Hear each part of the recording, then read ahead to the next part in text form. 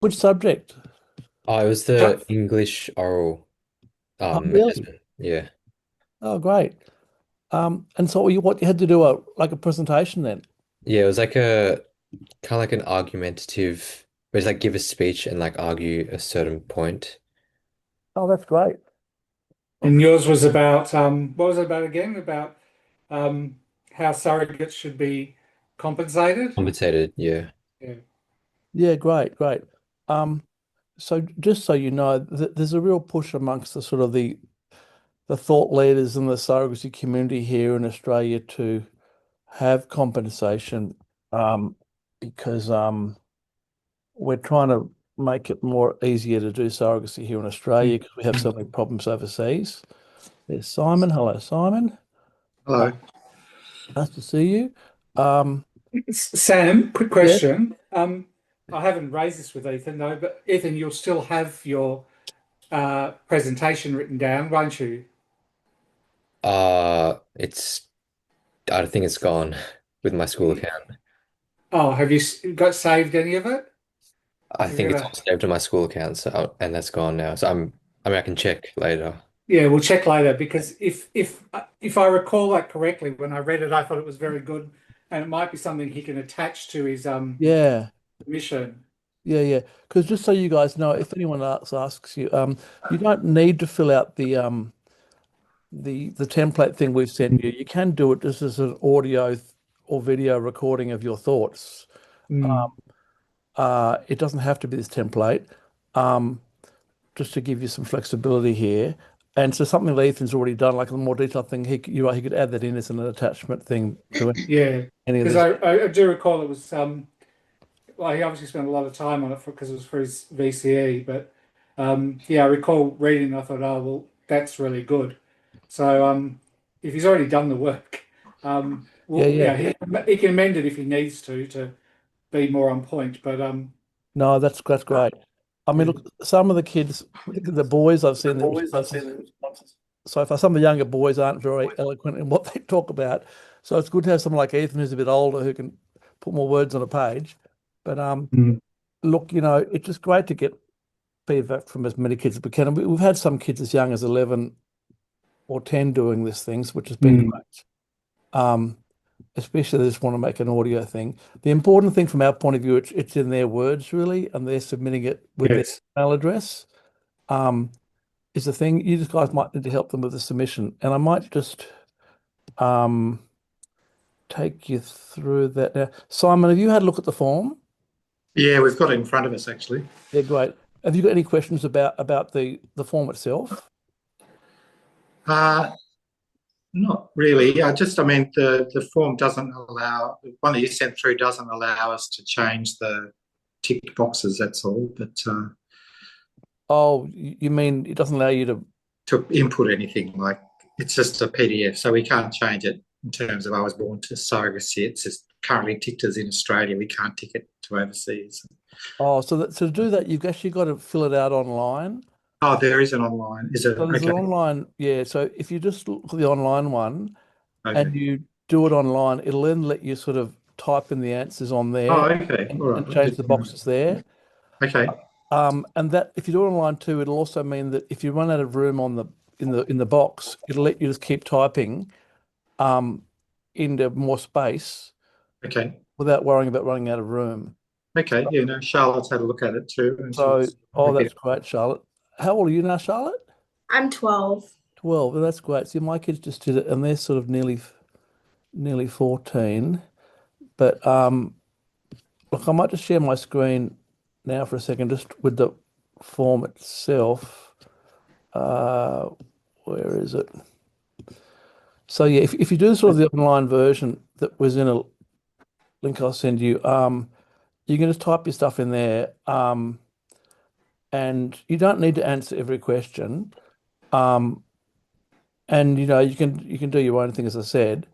Um, and then you just save it as a PDF, and then what I'm going to show you now is how to upload it, because some of the kids have been struggling with that a bit.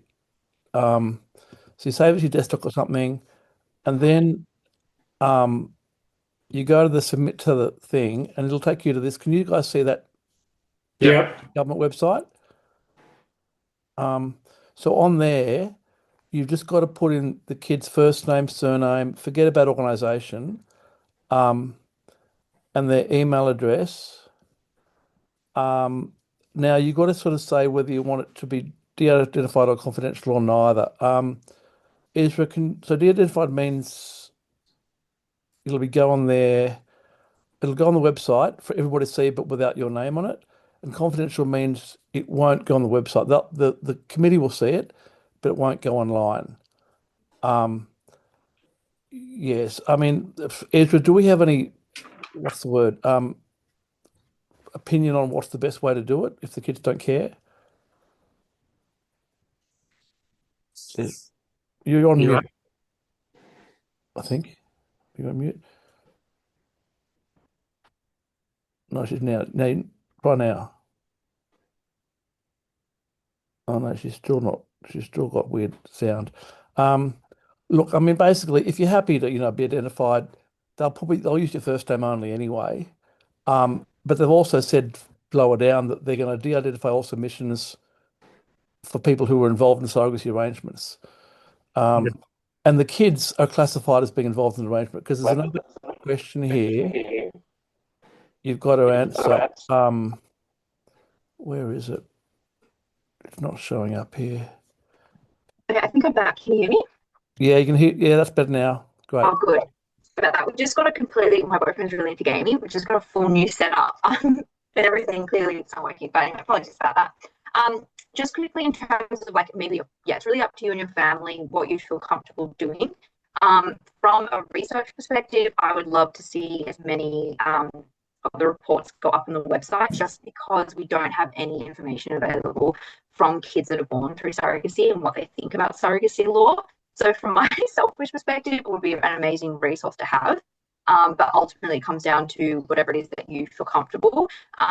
If you put it on de-identified, there will be no information about yourself, like your parents, the surrogacy journey. All that information will be taken out, and your contact details won't be included as well. And we've tried to use the questions so that or word the questions so that they're not anything specific about your surrogacy journey. So yeah, ultimately your call. If I had to have a preference, it would be de-identified, but that is a purely just from a research perspective, so don't hold too much weight on that. Okay, that's useful. So as I said, they want to put the people's name in it and contact details because they want to verify that it's a real person doing the submission, not just some lobbyist. So that's why they're asking you for your details. And then there is another question that came up I saw when I tried to fill it in. Just trying to see. I'm just going to. Yeah, so this comes up here. I don't know why it doesn't come up until you try to submit, but do you have personal experience with surrogacy? You have to press yes to that if you're a child, or a parent. As for some reason, it doesn't come up until you try and press submit, and it won't let you submit until you've answered that one as well. And then you just select the file from your desktop or whatever, and go submit. So it's as simple as that. Yeah, I mean, so some families, of course, they've got more than one kid, so different kids, both kids are submitting. For some families, it's the older kid who's submitting and not the younger ones. You guys as parents can do a submission too, and it's great if you do something, because a lot of Australians are for this one, but that's a different form, and it's a lots more questions on that. Just trying to see if I can show you the thing here. I mean, we'll do it as organisations. It is on here, isn't it, Ezra? Sometimes yeah. I mean, there's tons of questions on the thing, and you choose to select a few of them. You might choose to just talk about compensation or about birth certificates or whatever you like. Basically, the feeling in this surrogacy industry here in Australia is, as I said, there needs to be greater level of supervision of surrogacy arrangements domestically and greater compensation for surrogates so we can keep more of it in shore. Um, um, and yeah, quicker changeover of birth certificates, or maybe immediate changeover of birth certificates to the intending parents' names, um, as well. But if you have time to do that, you would have seen the due date is 11 July. You guys are organised, you'll be well in before that. But certainly, if you guys have got people you know with kids the same age, let them know about it as well. It's pretty simple to do. Charlotte, did you understand all the questions? Yeah, I understand them. I think I can answer them.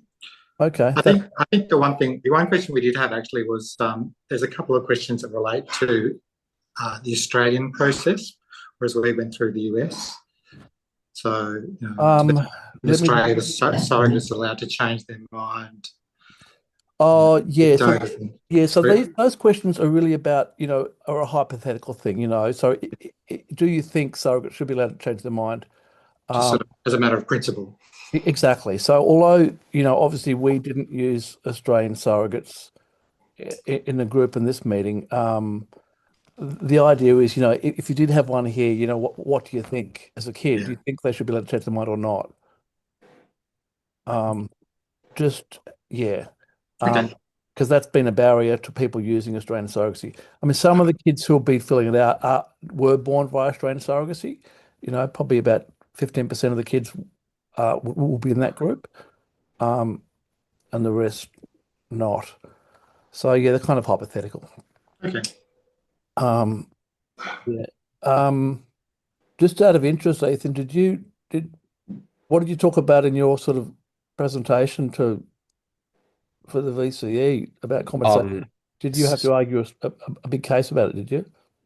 Not particularly a case. We just had to like present arguments on why I believe that surrogates should be compensated. I mean, as well ago, I can't exactly remember all my arguments. Ethan, you had sent it to me, and I have pulled it up Oh, you from found it. my Great. archive. Oh, you have it? So I do have a copy of it, Okay, I and was just trying to it look for is, it. yeah. So Ethan, it talks about it's a more a perspective of he doesn't have a mother, and he talks about the role of his surrogate Kelly in his life and why she is important, and why it's important he's got two dads. And then he goes into, then his main argument is about why, um, unlike in America where they can be compensated, in Australia there's no compensation. And he talks about, so I'm just quickly reading here, he talks about how everybody gets paid. The government, the lawyers, Yeah, the yeah. fertility specialists, and the woman who does all the work doesn't get compensated. I mean, That's a great argument. Yeah, yeah. he's experienced enough to, he talked about not being paid or for profit. It's about compensation and compensating them for their time and effort, because what they're doing is altruistic. Uh, Ultimately, it's altruistic, but it should be compensated. Doesn't mean it's a commercial transaction. They're paid anyway for other things. They're paid for their medical appointments and stuff like that. So he goes through that. Yeah. Um, No, that's great. And that's just the argument that the industry here is putting forward as well. Just because, we're seeing increasing problems with overseas arrangements these days. So we know from a harm minimization perspective, what Ethan's suggesting would work much better. Yeah, not that it'll solve the problem entirely, but yeah. So just one paragraph I'll read from it says compensation will serve as a form of recognition for the immense emotional and psychological challenges that they face throughout the process. It will serve as a form of recognition for their willingness to be a surrogate, despite the inherent medical, physical, and financial risks that pregnancy comes with. It also provides a degree of respect for their role and choices. So Ethan leans heavily into women's autonomy and respect for their choices, and the fact that they already have families and they have to be able to care for them and protect them and provide for them. So yeah. yeah, No, that's so great. yeah, I mean, it is written for a VCE exercise.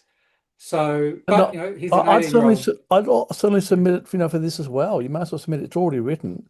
I Yeah, think it's a great thing to sort of add as an attachment as well. yeah.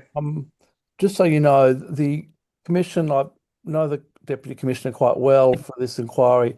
She's very keen to see change, and they're very keen to hear from teenagers and young adults because it's never happened before. So they're going to put probably a lot more weight in a way on the user experience, that especially the kids' experience, than they are on any other group, because the rights of the child in Australia is seen as the most important thing. And so the voices of the kids are, in their mind, the most important voices um, in this stuff, which is why we're so excited to get some of the families involved and the kids involved in having their voices heard for the first time, really. Um, so that's kind of good. Just because what we've seen in the past is a whole lot of sort of naysayers, anti-surrogacy people who might have been adopted or done egg donation when their parents didn't tell them there was an egg donor involved, and they sort of put in really anti-surrogacy submissions, conflating their terrible experience with surrogacy. Yeah. And so this is kind of trying to, I suppose, make sure these voices are heard. As many of you know, our kids don't really have any issue with this stuff, and so it is a bit of a challenge for us to get them to write something down because they feel totally normal. Yeah. Well, yes, never has been. They've never had that. As straight families often have that time to tell moment when the kids finally find out they're donor conceived or from surrogacy or whatever. Um, but the kids of queer families don't have that. They are born into that narrative from the That's day they're right. So born. the We're openness is talking always about it.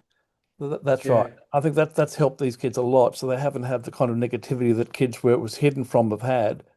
And I think that's the dialogue we have to change now, make sure people understand that, because always the questions I get as an educator, oh, what about the kids? What about the kids? How do they feel about this stuff?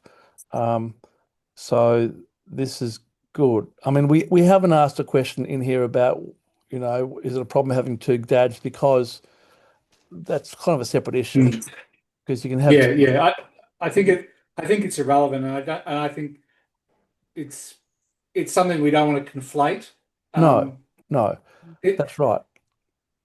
there's enough moral panic about just surrogacy per se. We don't have to add the queer aspect into it as well. Exactly. I mean, luckily we are getting a number of kids of heterosexual parents who are, submitting as well, have already submitted. Um, so that's great. So we have both of that. I mean, obviously they won't know from the responses whether their parents were gay or straight, but it doesn't matter, I suppose. And Yeah. actually, just one thing just struck me then. If you're talking about this with people that you know and they're maybe considering putting in or like filling out the template, but the kids are a bit like, oh, like I don't really care. Like that is, sorry, my that's a really powerful thing. Like if a kid who's born through surrogacy is like not really particularly concerned about the way in which if surrogates are compensated or not, that's so powerful because what we're Right. going to be up against is all these people saying surrogacy is so bad. Think of the children, right? So we just need like literally voices from as many kids. And yeah, if they don't really have a strong opinion either way on a certain aspect of the law, that is still equally as powerful as having a strong opinion. So put it all down, please. Okay, I hadn't realized that. That's really useful to know. Um, So just to pick up on that, I'm just reading the question 5 says, describe any tricky or difficult times you had because you were born through surrogacy. And Ethan's responded in an interesting way, and because he didn't really have any problems with it. yeah, But he said the lack of education of others. He says sometimes difficult or annoying having to explain what surrogacy is and isn't to other people. Most people have some sort of idea, but you have to constantly explain how your family came into being and how you were born. So it's really it all goes to this education issue. It's not it does. we're not having any problems. We're just having to do the education part of it, and they shouldn't have to. Yeah, and I've got to say, of 5 other submissions I've seen from kids so far, they seem to have all raised the same thing. Yes, Harla can relate to that too. Yeah. I mean, if you look at this one, that came in today from one of the kids who's a 12-year-old. Tricky to mum keeps telling about it and it's boring. It's hard to explain it to other people. So yes, so as you say, Rodney, you guys want to say yes, it's if your education, it's easier for other people to understand. So Yes. there's a real, even for a 12-year-old who's frustrated by having to explain it all the time. Mm. Yeah. Yeah, okay. That's good. So, Ezra, what you're saying, just coming back to the issue about, I don't care, you're saying even if the kids say that, that's still useful. Yes, if they don't have an opinion either way, like write that down. That's still important. Because Right. again, the benefit of these is that we're fighting that anti-surrogacy narrative, which is just based on misinformation and ignorance. So yeah, an ambivalent kid is like, it's actually like, I laughed when I saw what that kid wrote, because they harp on so much about the harm to children, and it's actually ridiculous. Yeah, we just need to try and kind of counteract that narrative. Yeah. Yeah. Yeah. Okay. Great. All right. So that's good. I'll circulate this around. There's some people who are on mute who you can't even see here. But look, that's good discussion. I hope that's clear. And yeah, if yeah, Ethan, you may as well upload that thing. The questions for the adults, let me just try and pull them up now as an example of what they look like. Just a second. So I'm just going to share a screen with you here for the adult stuff. Uh,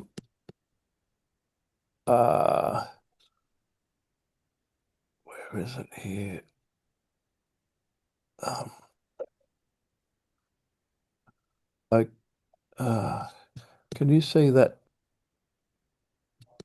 Can you see anything now? No. Spinning wheel. Oh God. The screen sharing is paused. Oh God. So a second, let me try again. Okay, there. Can see. Right. So basically, it asks you can talk about what was positive and negative about your own experience, what could be improved and how. And you could just do that question only, you know,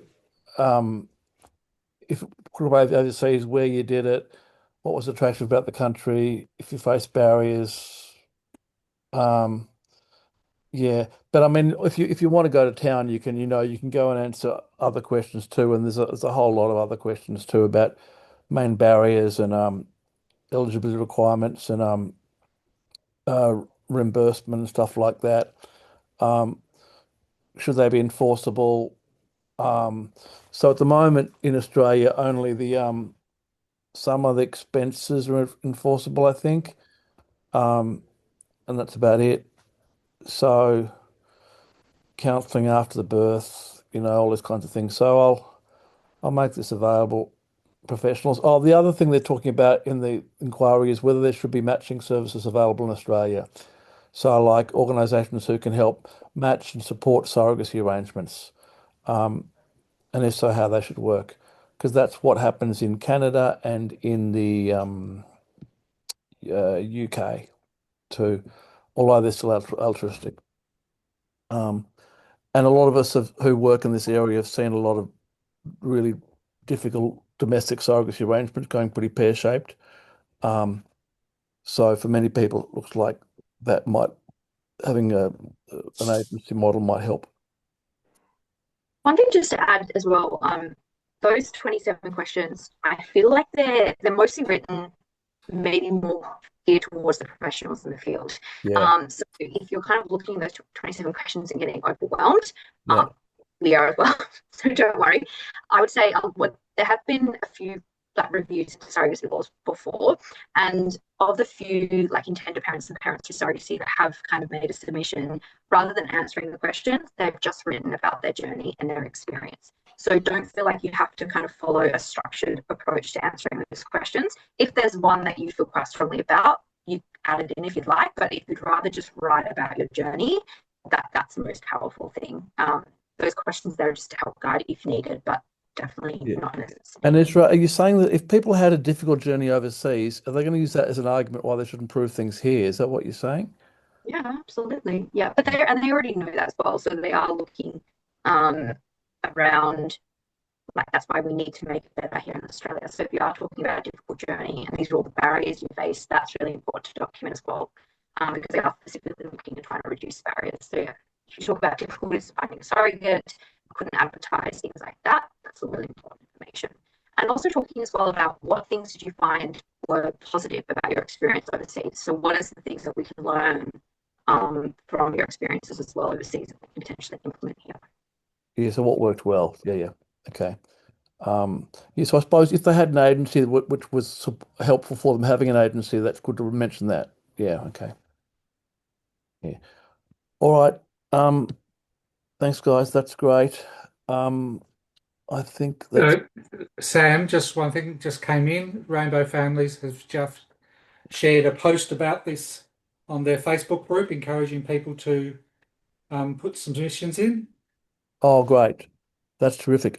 Is that the Melbourne-based group or the Sydney? No, Sydney one, I think. Yeah, yeah, great, great.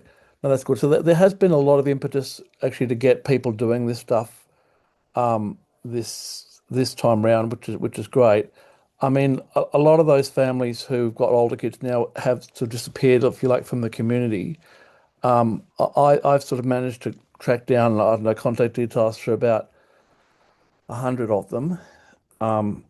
But some of them are just via Facebook and so forth.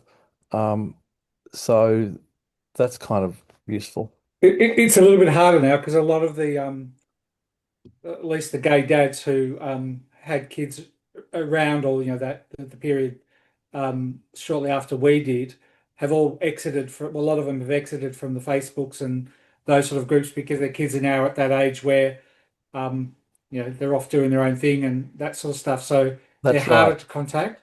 But I don't know if you've contacted the West Australian group. They're really active and really They are. Look, driven they're because they've great. got So Paul Hadfield and that yeah, is a big supporter. Probably most of their yeah, kids are younger, but I've also already got some submissions from WA kids that's good. have come in. Doug Weller I went out to the other day. But Doug's kids are at that age where they don't want to have a bar of it really.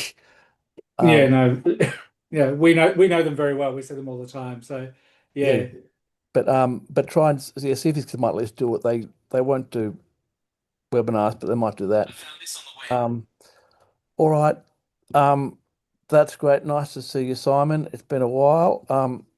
That is good. I will let you all go back to your nighttime stuff, and let's hope this thing makes a bit of a dent. I mean, the trouble I get depressed by, you can write a great report, great recommendations, and the government says, "Oh, yeah, that's nice, but not going to do anything." So um, we might have to, yeah, get more vocal later on.